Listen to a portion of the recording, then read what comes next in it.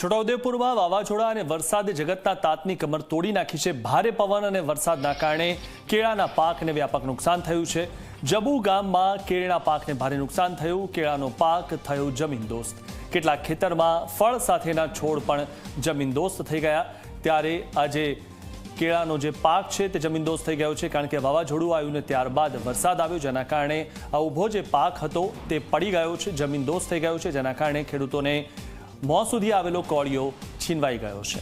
આ વિશે વધુ માહિતી મેળવી અમારા સંવાદદાતા હકીમ પાસેથી। હકીમ, જે રીતે ખેડૂતોના મોં સુધી આવેલો કોળિયો છીનવાઈ ગયેલો જોવા મળી રહ્યો છે, કારણ કે ઊભો પાક હતો કેળાનો, તે હવે જમીનદોસ્ત થઈ ગયો છે, શું વધુ માહિતી?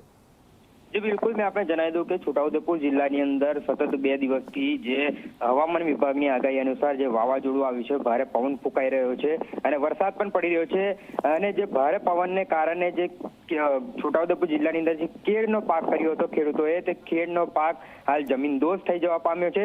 છોટાઉદેપુર જિલ્લાના જબુ ગામ છે, તાંદલજા છે, એવા અનેક વિસ્તાર છે જ્યાં ભારે માત્રાની અંદર ખેડૂતો કેળનો પાક કરે છે, પરંતુ જે વાવાઝોડાને કારણે જે કેળ છે તે કેળ જમીનદોસ્ત થઈ જવા પામી છે। ખેડૂતોને લાખો રૂપિયાનું નુકસાન થવા પામ્યું છે। ત્યારે વહેલી તકે સરકાર દ્વારા સર્વે કરવામાં આવે અને સર્વે કરી અને યોગ્ય તેઓએ વહેલી તકે વળતર ચૂકવવામાં આવે તેવી હાલ ખેડૂતો છે તે માંગ કરી રહ્યા છે। જી આભાર હકીમ, માહિતી આપવા બદલ।